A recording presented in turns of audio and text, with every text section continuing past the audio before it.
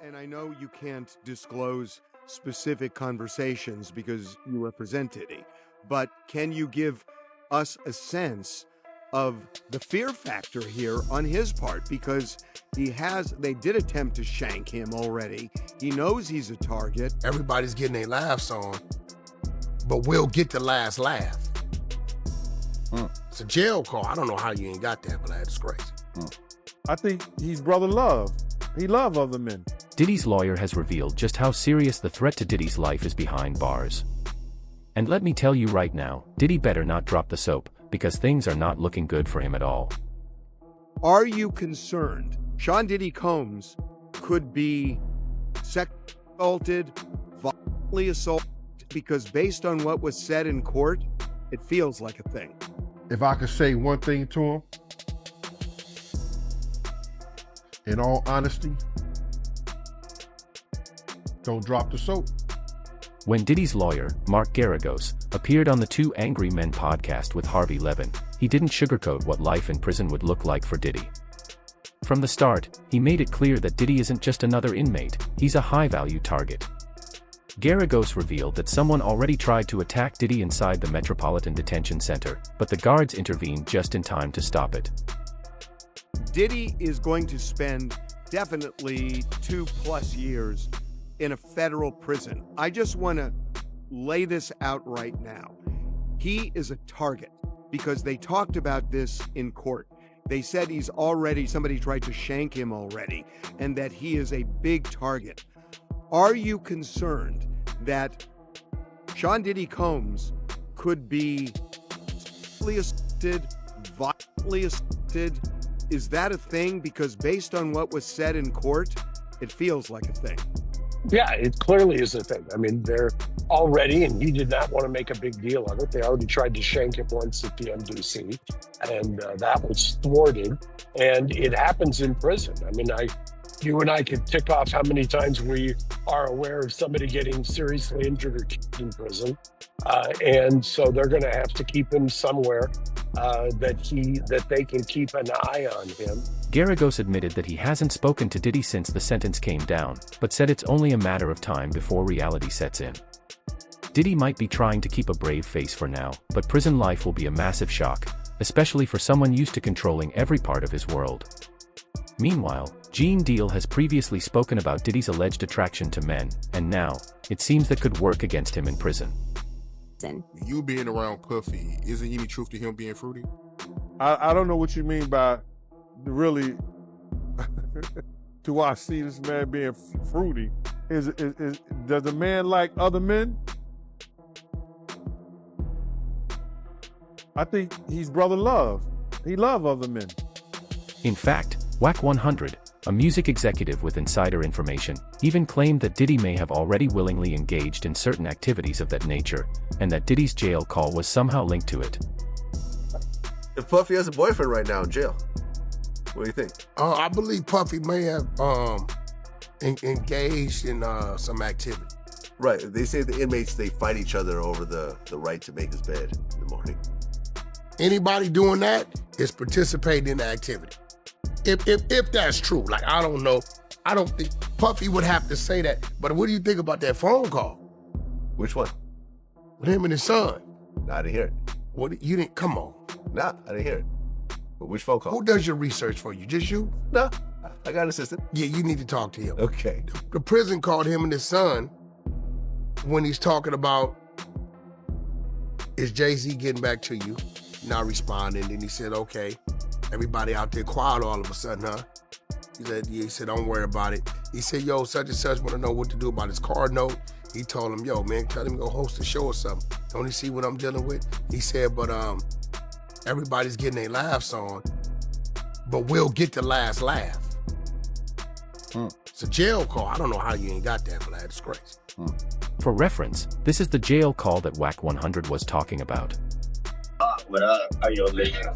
Do not entertain none of this nonsense and nothing over the phone.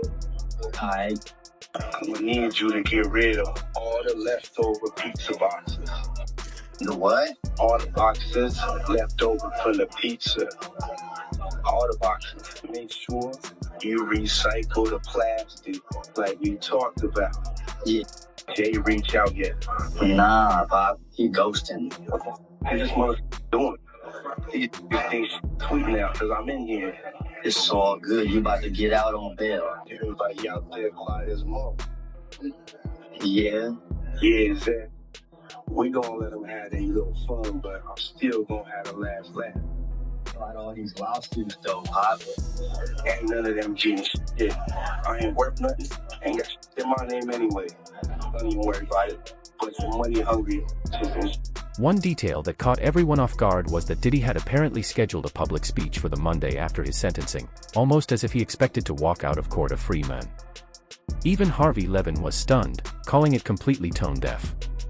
It suggested that Diddy and his team were in denial about what was coming. Behind the scenes, things weren't smooth either. Garagos hinted that Diddy's legal team was disorganized, too many lawyers, too many strategies, and not enough direction. He tried to keep things focused, but it was clear that this wasn't their strongest showing. And I know you can't disclose specific conversations because you represent Diddy, but can you give us a sense of the fear factor here on his part? Because they did attempt to shank him already. He knows he's a target. Now he knows that he faces upwards of 2 years, with credit and all. But is he freaked out? Well, I haven't talked to him since the sentence. I know in talking to him for innumerable times that, I would not say he's operating from a place of fear, although he was during the trial, as all defendants are, fearful. Nobody goes into a trial. Anybody who tells you they're not afraid when they're in trial is just lying through their teeth. But I think post-trial, he's acquitted himself well and was preparing himself for this. Obviously, I've got a lot to say about the sentence, but in terms of the fear factor, I think it's going to set in. I think over the next week, you're going to see him make some moves. And when I say make some moves, there's things you can do to try to figure out where and what you should do in terms of housing. So the judge gave him 50 months. And 5-0. And where he served 13, and when you look at the 15% credit, it's going to be 2 years and change that he's going to actually have to serve. I got to ask you something about something that happened in court today, and we talked a lot about this in the live stream, and I couldn't believe my ears that Diddy booked a speech for Monday. When I heard that, I thought, when the prosecution said hubris, it's like, oh yeah, the judge is going to let me out. It's no big deal. It was shocking to me that he would do something like that. It just seemed as tone deaf as just about anything I've heard in a long, long time. It's interesting. There's been a lot of things, and obviously because I'm involved, I don't want to second guess. I don't want to lay blame. I might do that next week. But a lot of times you find that people in these situations, and high-profile people, make decisions that aren't the best. And I think amongst them, I know that they tried to clean it up in courtroom afterwards. Who knows the real backstory here? All I know is that I think he is earnest, he being Sean, about wanting to better himself. I think the prosecution's kind of gambit, if you will, by asking for 135 months, basically just, between 11 and 12 years. But Mark Garagos, the man Diddy paid to defend him, seems to be the only one who truly believes that Diddy genuinely wants to better himself. Those who have been calling out his alleged crimes for years, including Jaguar Wright, are still speaking out, reminding the world of the people Diddy has allegedly used and discarded, and urging them to come forward. In particular, Jaguar Wright has recently brought up a story about a man who was allegedly mistreated by Diddy, and she claims to have proof of it. You see that seal? Yeah, we see it. Yeah. Court of Wayne County.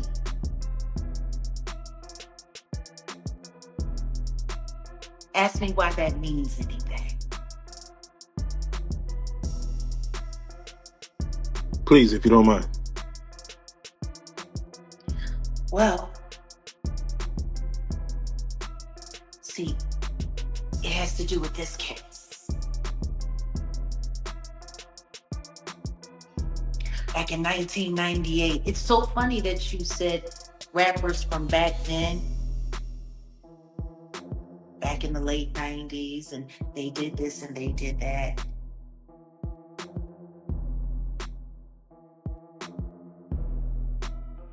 It's funny. Two different names, same case file. Nobody bothered to pay attention. This was filed on May 2nd, 1998. The defendant's name is Derek Lee Cordello Smith. Have you ever heard that name before? No, please.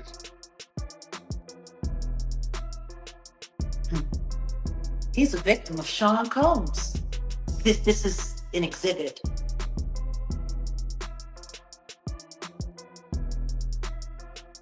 Commitment of sentence to the Corrections Department for offense of criminal sexual conduct, 3rd degree, as conditioned primary offense. Wayne County Medical Examiner's autopsy report, which would be the autopsy report of Carl Bishop, an actual kit, a grape kit, and the materials contained were of the victim and the defendant. The incident report identifying Sean Combs as the suspect.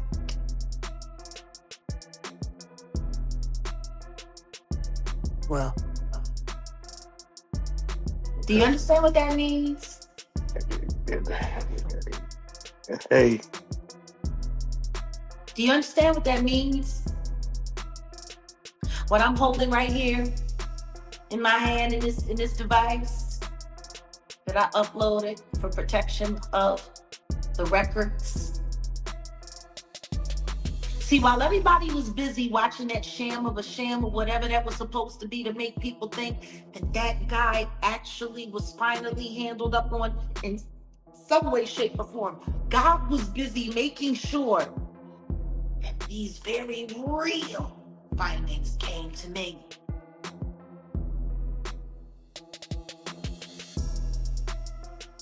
Do you see what I'm telling you? no, definitely. There's a great kid. And the diddler is the assailant. His DNA found inside a man. If this case ever comes to light, the so-called diddler may very well be finished for good. But now, there's one question on everyone's mind after Diddy's 50-month sentence came down. Backhand index pointing right, will Diddy appeal? Here's what his lawyer had to say. The appeal seems off the. Are they even going to bother appealing this? Oh, I think it's way too early to make that determination. I mean, you have to let it sit in.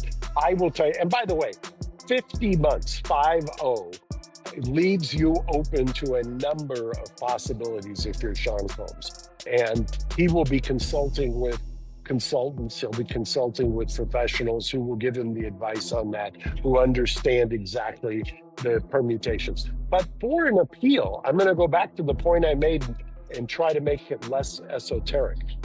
By giving him 50 months, by the judge sentencing him to 50 months, the appeal, I think, if I'm handicapping it, if somebody comes to me and says, Mark, what do you think about an appeal? It's not Sean Combs, it's somebody else. The judge found sentencing guidelines that were over 70, and the judge went under by 20. And then I'm asked, I went to trial, I lost on a couple of counts, and the judge went under what probation suggested the guidelines are. I would tell you that an appeal is incredibly, it's always a heavy lift. It just becomes a Herculean lift because of the way the judge did it. And by the way, I've said this a couple of times. This is not a judge who this job was a upgrade. He took a massive pay cut. He was an accomplished litigator. He has a pedigree that most law students would envy. And he's a very, very brilliant man. And if you don't think he thought this through and understands, no judge wants to get reversed. And this is about as insulated a sentence as you can get from an appeal. Having said that, on the Mann Act itself, he left some wiggle room open for the constitutionality of the Mann Act as applied. That's a separate grounds for appeal than the sentence itself. As far as the sentence itself, I just think that's a lift. That's a bridge too far. As for Diddy's next steps, Garagos said the focus now shifts to survival, not courtroom strategy. High-profile inmates often bring in prison consultants, experts who have lived inside the system and know how to keep clients safe. He explained that he speaks with these consultants almost daily, calling them essential to navigating prison life. They assist with everything, from understanding inmate hierarchies to influencing where someone is placed. According to Garagos, Diddy's team is already working to secure a safe replacement, likely at a low-security prison camp, a facility where inmates have limited freedoms, but face immediate transfer if they step out of line. These are far from luxury resorts, but compared to violent federal prisons, they're definitely a safer bet. It's a very hard discussion that criminal defense lawyers have to have weekly, if not more often. So you talk to these prison consultants all the time.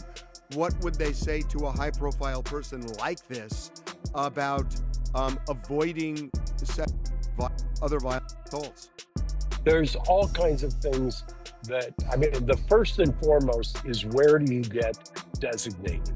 That I can't emphasize enough, that before you do anything in terms of preparing yourself, you have got to take your best shot at designation. Now, you have some control over that. And when I say you, I'm talking about kind of the royal we, meaning the court. Your lawyers can inform, can bring stuff to the attention of those who make the designation. You can send them material. You can try to point out things. But ultimately, at the end of the day, that's a decision that is made internally. They have their own protocol. They've got their own checklist, so to speak, and they're going to designate you at a spot. Now, you do have remedies if you get designated to some place you don't necessarily think you belong. I've had clients who have challenged that successfully. When they've been designated, they think it was because of a misnomer or a misclassification, and they've successfully done it. But sometimes be careful what you wish for. You get a little kind of what I call in LA parlance freeway therapy, where, okay, you want to go someplace that's not as onerous. We're going to send you someplace where you've got no relative anywhere near you because you challenged us. I don't want to say it's punitive, but it's punitive. And so that is the next kind of effort that's going to be made, is to determine and to handle where the designation is. And I'll bet you TMZ breaks that news as to where the designation is, probably within minutes of when they make the designation. So let's say he is sent to a minimum security prison. Is he out of the woods when it comes to that kind of a... If you're going, you and I talked about Ghislaine Maxwell, who went from the one place in Florida, which was a higher level, not a camp. And she was transferred after she did the interview with the couple-day interview. She was transferred to what they call a camp in Texas, which I'm familiar with. I've had other clients in. So a camp is generally one of the better places to be. And the reason for that is because a camp is basically, you get certain privileges. And if you step off of the line, so to speak, if you violate, if you do anything that is not according to Hoyle, they will immediately send you someplace a lot more onerous. So that's why I say, in a long-winded answer to your question, yes, you've got to get designated somebody. You know, I know he wants to be New York adjacent. If I'm Sean right now, I'm going to be angling for someplace like Lompoc Satellite Camp or something along those lines. Former Real Housewives of New Jersey star Joe Giudice, who spent 3 years at Fort Dix for fraud and conspiracy, says the reality isn't nearly as peaceful as it's often portrayed. And what he did was, and the argument was, that it's what's called acquitted conduct, meaning there was conduct that he was acquitted of. And the judge said he wasn't going to basically go into that kind of whole line of cases, but he was going to consider it as a factor. And he did consider it, obviously, as a factor. And he said he was going to send a message, basically deterrence effect. I always think of my father whenever a judge says, I want to send a message. My father used to say, shows you how old I am, you want to send a message, use Western Union. Still, Giudice attorney James J. Leonard Jr. defended the facility, saying it's considered one of the better federal prisons to serve time in. He's going to have a really rough time following the straight and narrow while he's in prison. Well, I've seen it personally. I think he has changed dramatically while in the jail, which is not a prison. I'll make that distinction. Pre-conviction, post-conviction. Pre-conviction jail, post-conviction prison. So he has changed dramatically. However, there's always that tendency. It's in the personality. I mean, you're 55 years old like Sean, you're 60 some odd like me, 70 some odd like you. It's very hard to change old habits. And the judge kind of said that in as much today in a different context, but it holds true everywhere. You're going to have to fight against that urge. You're going to have to fight against them. Sean said something that I thought in his statement was that it was humbling. And clearly it is humbling. And I will tell you, Harvey, and you've seen it with a lot of the people that you've followed over the years, there's various avenues that you can take. There's various decisions you make when you're in custody. And, you know, I always tout the Menendez brothers as making good decisions. There are others that I've had who've made incredibly bad decisions. I'm always hopeful that somebody makes the good ones. Yeah. That's likely why Diddy was so eager to serve his sentence at Fort Dix. The facility could mean less time behind bars if he qualifies for the RDAP program, Residential Drug Abuse Program. However, Judge Arun Subramanian, the same judge who sentenced Diddy, denied his request to be sent specifically to Fort Dix. The judge explained that he would only recommend a prison within the defense's preferred region, not a specific facility. Still, he did agree to recommend keeping Diddy as close as possible to the New York metropolitan area. So, for now, Diddy's dream of Fort Dix remains up in the air. The final decision lies with the Bureau of Prisons, not the court. If approved, Diddy could end up in a relatively calm environment, with family visitation access and time-off opportunities. But if denied, he could face a much tougher prison setting, one with fewer perks, more isolation, and no chance of early release. Even after Diddy completes his prison sentence, life won't return to normal. According to court documents, once released, Diddy will remain under supervised release for 5 years, meaning every move he makes will be closely monitored. During that time, he must check in regularly with a probation officer, submit to drug testing within 15 days of release, and continue random testing afterward. The court also ordered him to complete a full lineup of mandatory programs, including outpatient treatment, mental health counseling, and domestic violence classes. His probation officer will even have the right to show up unannounced, whether at Diddy's home or wherever he's staying. And it doesn't stop there. Diddy must live at a probation-approved location, and if there's reasonable suspicion that he's breaking any rules, officials can search his house, car, phone, or computer on the spot. These strict conditions likely exist because Diddy has a history of intimidating or silencing witnesses, and evidence showed he tried to do the same during this very trial. Disgraced music mogul Sean Diddy Combs is facing more scrutiny. Federal prosecutors have accused Combs of witness tampering from behind bars. He's in jail. The prosecution filed another motion on Friday urging the judge to not grant bail to the hip-hop star. They say he deployed a, quote, relentless effort to contact potential witnesses, including victims of his abuse, who could provide powerful testimony against him. He's doing that, again, from behind bars. Now, for context, Combs was arrested, charged in September with trafficking, racketeering, and transportation to engage in prostitution. And trying to get away with robbing him. You know, when Derek made his investment into Bad Boy, it wasn't just him. There were 9 other gentlemen that invested $150,000 each, by the way. Young black men saved up their money, stacked up their cash to invest into this animals company. And it's been appreciating all this time. Ask me how many of those investors, other than Derek, are still alive. Geez, how many? Sheesh. Kind of like Uptown Records. Only one left.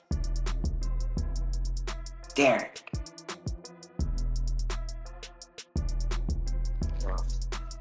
Wow. And for him to apologize for it would mean that he would have to admit that it happened. And then that means there may be other Dereks out there. And I'm not saying at the level of that, but Yeah. Yeah. Like, say you're sorry. it doesn't bode well. Say you're sorry to somebody who was without a doubt your victim. The restrictions go even further. The founder of Bad Boy Records, once known for his private jets, luxury islands, and all-night parties, will no longer be allowed anywhere near guns, ammunition, or any kind of weapon. He'll also be required to work at least 30 hours a week, though it's still unclear what kind of job he'll be doing once he's out. And perhaps the most isolating rule of all, Diddy is forbidden from contacting anyone involved in criminal activity. That includes former associates who may have once been part of his inner circle. So, even if Diddy manages to secure the lighter environment of Fort Dix and eventually earns early release, his freedom will come with strings attached, constant supervision, random searches, mandatory therapy sessions, and a completely different lifestyle from the one he's known for decades. For someone who built an empire on control, power, and image, the next few years will be defined by the one thing he's never had to live with before: strict control over him. Thought Balloon, do you think Diddy can survive this new reality? Let us know your thoughts in the comments below.